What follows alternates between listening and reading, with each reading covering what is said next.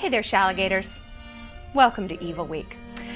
Now, in Evil Weeks past, we've typically done 7 days, 7 videos on the 7 deadly sins. But this year we're going to switch it up because I feel a change in the air. I feel something coming from inside of all of us. And do you know what that feeling is? Exhaustion. Exhaustion. Pure, feminine misery and exhaustion. And do you know why? Do you know why? Of course you do. Because to be a woman these days means you do everything. It's like being a man, but more. But oh my gosh, so much less power, right? And respect and money. And none of us are even able to pee standing up. Does this sound familiar? The resentment that seems to be festering within women right now, and I mean actual women, so that's part of it, feels like this collective vibration, this scream that no one is willing to let out because we can't. Because we can't let our eye off the ball for a second or everything falls apart. Our family, our relationship, our body, the recycling, and of course our careers. If we accept our feminine energy and if we stay out of that masculine energy that society has forced us in for even a second, what will happen to us? It's a slippery slope. So how could we possibly fix this? How can we use evil to, ironically, get back to a place of good?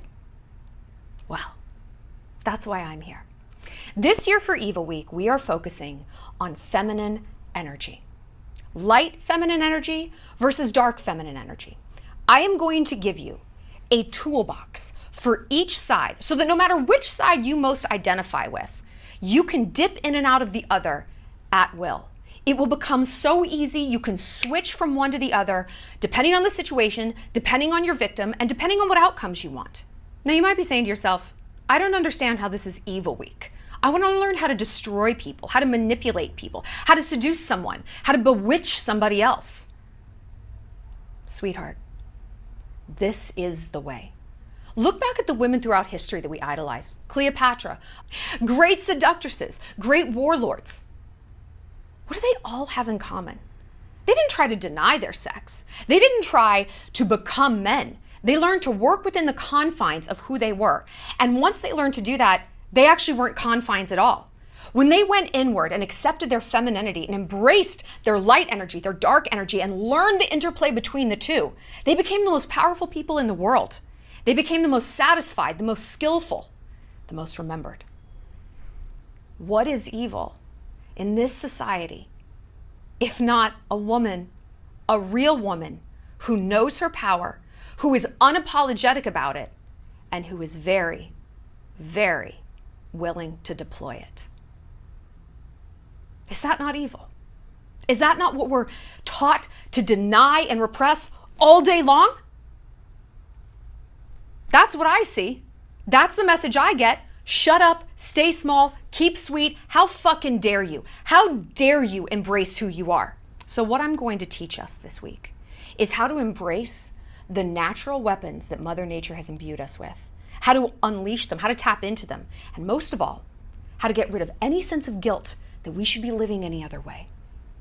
How to slough off the idea of fear, this patriarchal oppression, this horrible weighted blanket that we don't deserve to stand up for ourselves. And again, if we do, well, we have to bring everybody else up with us. The fuck we do. This is our world.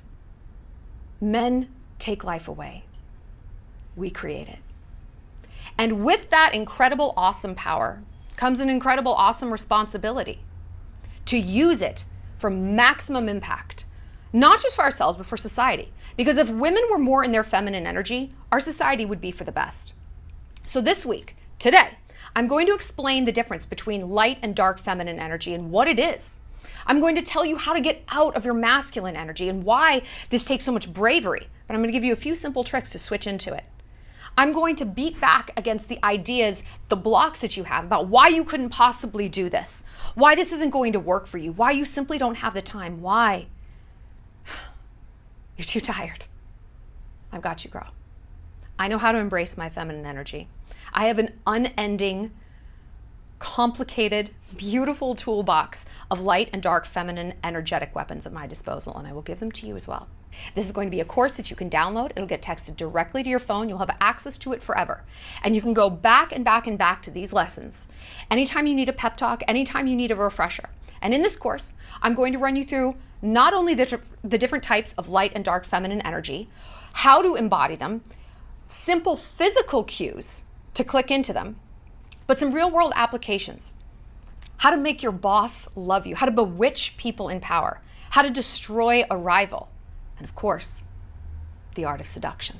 And you can use seduction in a variety of situations. It doesn't have to be romantic. Once you learn the roots of the shadow self, once you learn the key points of seduction, you can apply this to love, obviously. You can apply this to making friends. You can apply this to career, even family. There is no scenario in which seduction is not merited.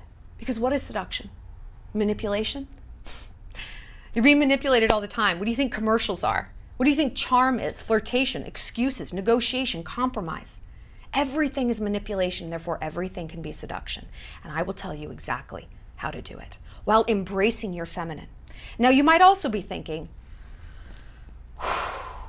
this sounds like a lot of work. I barely can keep it together as I am. I'm trying to put food on the table. I'm trying to just get through another day in the office. I'm trying to just get this guy to text me back one more day. I understand. And the reason you're there is not because feminine energy is failing you. It's because you're not in it. You're in your masculine energy. You're in your analytical, overworking, denying your feelings, no time for yourself energy. That's done. It seems like so many creators nowadays are talking about light and dark feminine energy, right? I'm sure you've heard it. I'm sure you've seen other people talk about it. Bless their heart. So few people have any idea what they're talking about. They want to, and their heart is in the right place, but their head is non-existent. I am going to show you light and dark feminine energy through a lens that you might not have seen before, the lens of strategy. So what is feminine energy? Well, duality. It's light feminine energy and dark feminine energy. And society, even when talking about feminine energies, wants to put you in a box. Well, you're one or the other. Are you blonde? You must be light feminine. Is that a brunette? We've got a dark feminine. Please. I'm not here to put you in a box. I'm here to break you out of it, okay? And we do that through understanding these tools and understanding the harmony of these two types. You cannot have one without the other. Heroes need a villain. The sun needs the moon. We need both of these types to work in tandem. And when most people right now are talking about light and dark feminine energy, they're not looking at it the way that I am, through the lens of strategy, through the lens of evil, of manipulation. Because one thing that both the light and dark have in common, actually it's two things. The concept of playfulness, the concept of presence, three things I guess, and the concept of strategy. We think of a dark feminine as being the only one who's, strategic. And we think of light feminine as being the only one who's into playfulness. No. They're doing the exact same thing from very different angles. And if you do it right, no one can see any of this coming. It is so natural, it is so innate, it flows from you. So today I'm going to help you unlock the secrets of light and dark feminine, and we will go deeper in this through the course if that's something you want to do. I think you will get a lot of good out of it because we're trying to build your toolbox. And you can go out and buy all the tools you want, right? You can go to Home Depot and buy everything in the tool aisle. You get it home, you have no idea how to use it. I'll tell you. Because you know what, girl? Guess what? You don't really have a choice at this point, do you? You feel so burnt out, so run down, so resentful, so powerless, because you're tired of being in your masculine energy. You know why? You're not a man. You're not a man. It's like you're on all fours barking at your dog and wondering why he doesn't understand you. You're not a dog. Stop acting like one. Get up. You need to understand how to wield and unlock these tools, or you're going to feel this powerless forever. You're going to feel this burned out and this resentful. And you know what? You're going to look around at women in the world who are enjoying the outcomes you want, the job, the money, the success, the respect, the love. And you're going to get angrier and angrier because you don't understand what they're doing that you're not. You're prettier, you're smarter, you're working harder, but you're not working smarter. You're not working from your feminine energy. And When we hear this, feminine energy, you know what we think of? Just fainting on a couch, right? Or just like having sex all day, right? Dark feminine, they just fuck all the time. And light feminine, they're just doormats. Why on earth would I want to embrace this? Because that is how the patriarchy wants you to see these two types. And the patriarchy can come in the form of other women. They are the greatest purveyors, the greatest supporters of the patriarchy that it has, right? They're out here spreading the message. Men don't even have to anymore. Jealous women, beta women, pigeon women, they're taking it up for them. They're the ones keeping us small. That ends today. Because you know what? It has to. You probably feel afraid to move forward in the world. You feel confused, you're lost. That's because you don't have a map. And you know what? If you're lost without a map, you should feel afraid because you're never going to find your way out. And if you do, think about how much energy you're going to use before you finally accidentally kind of get to the right destination. These tools will give you a map.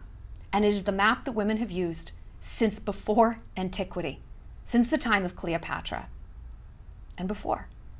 This is how we're hardwired, and we've lost sight of that in this modern world where we're expected to be everything to everyone all the time. And hey, it's great to have choices. It is. I wouldn't have this career. You probably wouldn't have yours without these women who are pioneers of, I guess you could say, masculine energy, forging forward and correcting. But there's such a thing as an overcorrection, right? For so long, women got too much in their feminine energy and they didn't have any choice. They didn't have any power. So we thought, oh, the answer is to be more like men. I don't know about you, but I'm tired of that. I feel like I'm barking like a dog. It feels better when you stand up. And it does have to be a purposeful decision. It has to be a purposeful pursuit. You don't magically grow out of masculine energy. You actually grow into it. Don't you kind of feel that way? That maybe once upon a time, you were softer and you were joyful and you were playful and you were light. Or maybe once upon a time, you had the energy to be seductive and you could be that woman, that beautiful dark goddess without thinking people are going to laugh at me and I don't have time to do this. I'm a mom. I'm a CEO. I'm in law school. I'm just a daughter. I have to take care of everyone. I don't have the luxury to sit around in lingerie and be seductive. That's not what it's about. You can click into these personas anytime you want from wherever you are. You want to know how? Are you ready to get started? Make sure that you are. Make sure that you're ready to leave that masculine energy behind. Not completely. I have a ton of masculine energy. It's never going to go anywhere. But that just means I have to focus even harder on cultivating my feminine energy so that this masculine energy, the energy of doing too much and overworking myself and overanalyzing and trying to fix everything and everybody all the time, doesn't swallow me whole. I wish that being in our masculine energy meant success and power and control. It actually doesn't. Right? Do you feel that way? I didn't. It means the opposite. It means we're on our knees, barking like an animal that we aren't. So let's jump in. Let's learn about the different types of energy. And in a different video, I'm going to tell you how to determine which type of energy you are by asking just a few simple questions. And listen, you might say, I honestly don't know. In fact, I kind of feel like I'm neither. No. You skew one way or the other. And it doesn't mean you have to be 100% that person. I am very, very much dark feminine energy. And I don't have dark hair. I don't wear red lipstick all the time. I'm not draping myself in black. I'm a blonde. I love pastels. I love flowers. I love champagne and sparkly things. But make no mistake, I'm a dark-eyed goddess. But just because that's my natural inclination, that's the majority of who I am, doesn't mean I can't dip into the soft and the feminine. And in fact, if you're only in one energy and you act like you can't ever embody the other one, you can't ever use some of those tools, you're one-dimensional. And you know what one-dimensional people are? They're predictable. And you know what predictable people are? Easy to manipulate. Because you can see it coming. You can see their behavior coming. You know what motivates them. And you know, on some level, innately, they don't have the guts to diversify, right? We know people like this. They're super slutty, right? Or they're super prudish and they cast judgment over girls who have a bunch of sex. They're complete drunks, or they're like so straight edge. Again, they're casting a ton of judgment. These are anti-seducers, people who are so extreme. What do we talk about on my channel all the time? The middle path, right? And it's hard. It takes work, it takes effort. Extremity is the easiest thing in the world. People who are politically extreme, people who dress in extreme ways. You know why? Because it negates negotiation. It negates negotiation. For us to look at the world and then look at our toolbox and constantly be doing the analysis of what works now and what works when takes effort. But you know what? You're already expending effort. You are pouring that much energy and you're hemorrhaging this kind of effort. And what are you getting out of it? It takes the exact same amount of effort to drive in circles as it does to a destination, right? So let's build our toolbox. Let's examine what light versus dark feminine is. And then dipping in and out of these two styles as the situation dictates is going to become so natural and so effortless. Yeah, it's a new skill you're going to have to learn. Do you have the stamina for this? Baby girl, you don't have the stamina not to, do you? You can't go on like this. You can't go on feeling put upon by the world and taken advantage of and misunderstood and bitter and resentful and martyring yourself. I hate that feeling. Don't you hate the feeling of nagging? Isn't that the worst kind of person to become? It's awful. The greatest seductresses, the greatest, most powerful women throughout history knew that their fate was up to them and them alone. And that doesn't mean they have to do all the work. That means they need the tools to manipulate other people to do it for them. I have those tools. I use them all the time. So let's look at some women and some celebrities and even some characters that embody the dark feminine. Blair Waldorf from Gossip Girl, right? Blanche Devereaux from The Golden Girls. Rihanna, Beyonce, Megan Fox, Angelina Jolie, Alexa Demi's character from Euphoria, Dua Lipa, Kourtney Kardashian. Me. Now, when you look at these women, what do they all have in common? Kind of nothing, physically anyway. They're different ages, they're different heights, they're different races, they're different aesthetic styles, they're different hair colors, but they have this unmistakable vibe to them, right? A vibe of boundaries, that if you cross them, you know that there's a consequence. I want you to think of light and dark feminine like you would think of a house. Dark feminine is the fence. It is the thing that protects the light feminine so that she can flourish. And inside every dark feminine woman is a light feminine, and vice versa. But we'll explain about that a little bit more down the line. Right now, I want us to focus on getting a really clear picture of what these two different types look like. So all of these women embody a motto, and it's the motto that I want you to keep in mind for the dark feminine. That motto is, I don't care what you think. I please myself first. The dark feminine loves herself. She fully accepts, fully embraces, fully embodies who she is. And if you don't like her, fuck off. That's her motto. You don't like me? How peculiar. That sounds like a you problem. She is impenetrable. She is bulletproof. Now, when you're hearing this, you might think, I don't feel that way. That's okay. It's progress, not perfection. And we all struggle with it. But as long as we're keeping in mind the fact that this is who we want to be, that this is the motto, this is the vibe that we're always touching back to, that's an excellent start. And honestly, you're further than 99% of women out there. Women aren't doing this work because society is telling them not to. Because what does society want? It wants to keep you small and compliant and subservient and working for others and never really thinking about yourself. And man, society's done a really good job because that's how most of us are living. But if you can rise above this, if you can break free of that conditioning, you're almost like an X-Man. You're weaponized and you are alive. And again, this is not what the patriarchy wants. This is not what other women want. Mostly other women don't want this. Men love it. We'll talk about that later. I'll tell you all about how this is going to benefit your relationship with men and men in general, and how we're going to basically build a better man by building a better us in the next video. But for now, I want you to understand that your main enemy is other women. It actually isn't men at all. Men are, in fact, your biggest champion. They might not know it, but they are. So both light and dark feminine focus heavily on charm. What is charm? Charm is accessibility, right? Now, you might think of the light feminine as very much obvious in what their charm is, and we'll talk about light next. But a dark feminine charm focuses on mystery, playfulness, with a sort of a devilish edge. The playfulness is a puzzle. This is very different than light feminine, where playfulness is about openness. Dark feminine, it's about creating a puzzle, something for a man or anybody to sink their teeth into. Humans love a mystery. And I know, we've talked a lot in videos about humans love being able to predict something. That's true.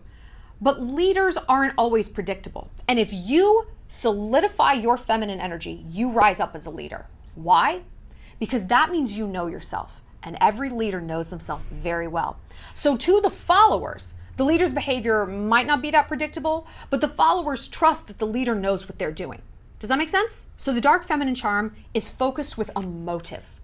Dark feminine charm creates a puzzle, and it's up to you to figure out what your target wants. We'll get into that later too. Dark feminine energy hints at complexity, whereas light feminine energy is more about openness and a lack of sort of machinations, or at least that's what we make people think.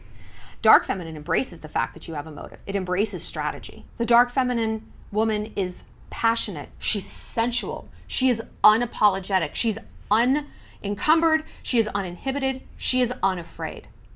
Say it again, unapologetic. She feels desire and she plays with that concept of desire. She's powerful. She's mysterious. She's comfortable in her own body and she's not overly positive. Now listen, this doesn't mean that she's negative. It just means that she offers a puzzle rather than reassurance. For example, if her boyfriend is going for a position, like a new job or something like that, a light feminine woman might say, I know you're gonna get it. I believe in you. I'm so proud of you, right? It's that warm, nurturing, motherly cheerleader energy. The dark feminine woman will feel that, and that's how she sees her man. And that's her innate understanding of him, of course, but that's what she's going to go to. Of course you're going to get it. And she'll say something like, how are we going to celebrate when you get that position? Are you gonna bend me over your new office? She deals in things that have already come to pass. The light feminine deals more in the present. She's also highly mysterious about her feelings. Light feminine is more about the openness and the vulnerability, right? Dark feminine is more, again, that puzzle. She is not totally known. She gives men the chance to chase something and the chance to figure out a puzzle. She is highly transformational. This means she will transform when she wants to. If she wants to pick up and move, she will. If she wants to quit her job, she will. If she wants to pick up a hobby that's totally unexpected, she will. She plays with the concepts of life and death. She will let things go and she will cut people out. Here's what she isn't: evil, slutty, critical, emotionless, cruel, sociopathic, or narcissistic. She's none of those things. Like I said, anything good can become something bad. If we take it to an extreme, or if we understand it in a very simplistic, one-dimensional way, that's how it ends up. And again, we see women like this. They're cosplaying, ooh, I'm the vamp. Like, you're in red lipstick and you're slutting around the bars, but I wouldn't say you're in your dark feminine energy. You're like a little kid playing grown up. And maybe that has been you in the past. I know it's been me before I had a deeper understanding of how all of this worked, and before I truly embodied the motto of, I don't care what you think of me, I don't think of you at all. That's how I was. I was a kitten trying to play tiger. She's a drama queen. She's manipulative. She lies to herself and she lies to other people. She buries emotion. She's rageful. She lashes out and can't control herself. She is slutty. She is a drunk. She's hurting herself and the people around her. Now, we'll talk when we talk about light feminine about how bad that can go. For now, let's keep focusing on the dark feminine. And above all things, dark feminine embodies boundaries. Now, the way that this could go wrong is she isolates herself. This has been something I've struggled with. It is so easy for me to cut people off, friends, jobs, business partners, men, that it's easy to sort of build a wall around yourself. You have to be able to stay in that enough light feminine energy so that you give people a chance to love you, so that you give people a chance to be close to you. So again, this is the middle path. It does take effort. It's easy to go completely into that isolationist territory and the, idea of dark feminine, but that's not actually what it is. It's much more nuanced. What do you think? Got a pretty good idea of the light versus dark feminine? I think you do. Join me next time when I'm going to tell you how to dismantle some of the blocks that have kept you from embracing this feminine energy. Because I asked you, what has kept you from this? And the answers, they were intense. Chiefly, you're too tired and men are too useless. I'll tell you how to dismantle all of that, reverse the dynamics in your life, and embrace your feminine energy. And as we go on through this course, we're going to be learning all about how to apply these to practical real-world situations, how to truly embody the character from what you wear, how you move, things you say, and how to embrace your best feminine energy. Did you hear what she just said? The way to gain power over men is not to be more like a man, but it's to actually embrace your feminine. I mean, look at me. What a girly girl. Does someone who looks and acts like this, and I know that this is extreme and we're not just gonna all sit around in feathered robes all day long, but this kind of woman has men serve her. I'm not getting up and putting together an IKEA bookshelf after this. I have people waiting on me. It's that passenger princess energy. And I know that the fear is if we lean back and we let men come to us, they won't. You know what? You're absolutely right. The wrong men won't. Boys won't. Alpha males will. Because again, we need to give men an opportunity to be men, and we can't do that if we are not being women. Does that make sense? I think it does. It's scary to embrace this. It's scary to lean back and understand that the universe is going to provide for you. Not even the universe. It doesn't even have to be that woo-woo, that other people are going to pull up and provide. But remember, the wrong people won't. And as painful as it is to see who truly isn't going to step up for you, because listen, once you realize that, you have a responsibility to take action and to cut people out. That's where dark feminine comes in handy. But once we can weed those people out of our lives who are taking away our birthright of passenger princess energy, we leave room for the quality ones. Because let me tell you something. When I was in my masculine energy, I wasn't getting a lot of alpha males in my life. And I mean anywhere. My coworkers who talked to me, they weren't the alpha males in the office. I didn't have alpha male guy friends. And obviously I wasn't dating them. Because they looked at my life. The alpha male would look at my life with me doing everything and doing the most. And you know what they would say to themselves? I don't know where I could fit into her life. She's already got it. She's a chick and she's a dude. I don't know. Unfortunately, men are a bit simple. I mean, we love them, but we overcomplicate them. We honestly do. We think too much. What do they need? They need to be men. And so what does that make us? Women. Women.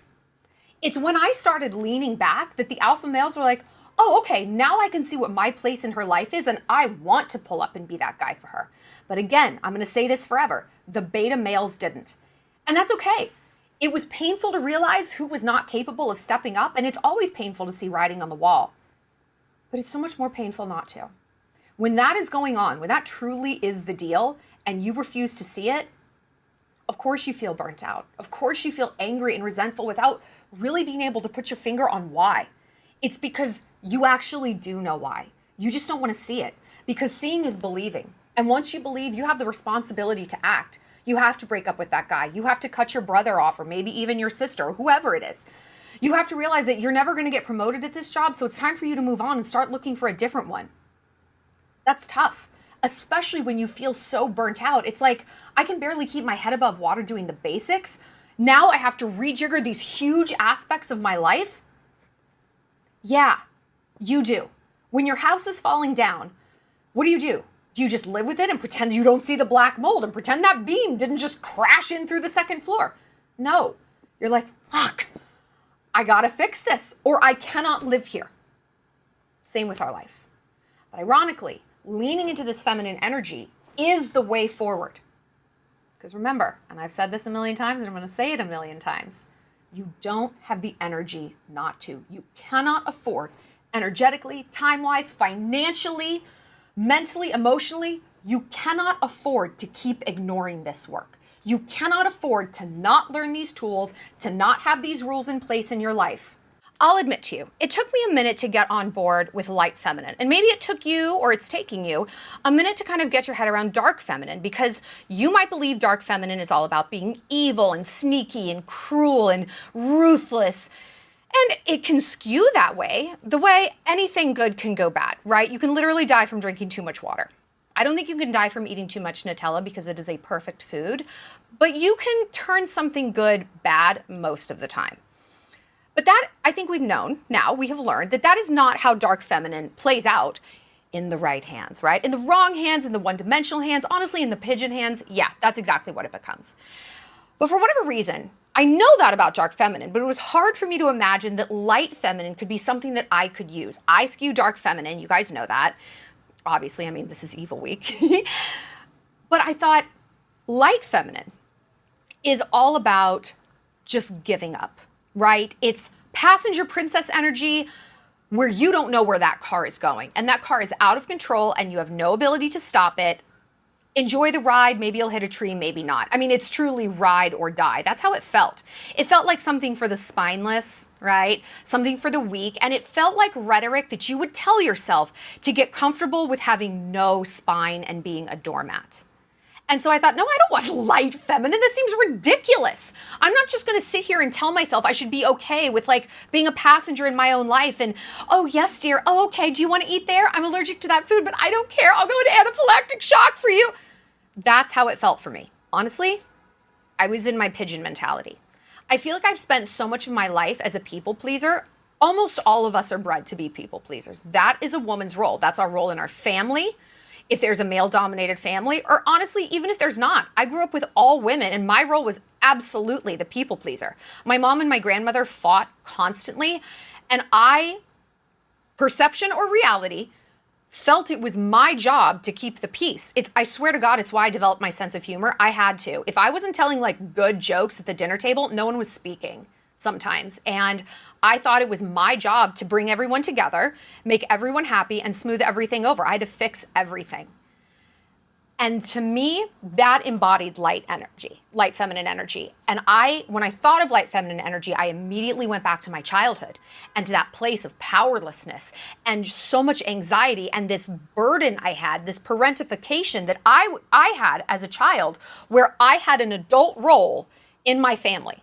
I had to act like adult, but I didn't actually have the power of an adult. I just had some of the responsibilities and not the fun ones, right? Like, we're having sloppy joes every night. I never got those powers. And so I would look at light feminine and be like, oh, no. I've done this already. Okay, I've done my tour of duty. I did my waiting, 12 years of it in Azkaban. That's how I felt.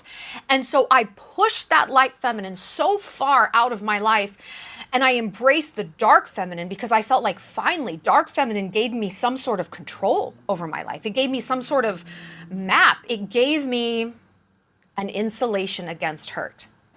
Well, yeah, it did. You know why? Because it made me isolated. It kept me alone. It kept me single. It got me divorced. And I couldn't see that because I always had such great friends in my life, and I was always so close with my family, and I had you guys. And I couldn't see that dark feminine was maybe working against me. Not because dark feminine doesn't work and not because it's bad, but because it wasn't tempered with light. That is what I want you to see. I talked about cooking as the metaphor. You cook with like sugar and salt and heat and spices and complex flavors, right? The best dishes in the world are complex. When you want dessert, I'm willing to bet you don't go to the cabinet and get a quarter cup of granulated sugar. And you're just like dipping your tongue in it. Do you ever do that? No. Even if you're like, oh, I just want frosting, you probably want it with a cupcake or maybe a little salt on top. You want some variance in that treat. You want the complexity. It feels more satisfying. It satisfies your dimensionality. Same with light and dark feminine energy.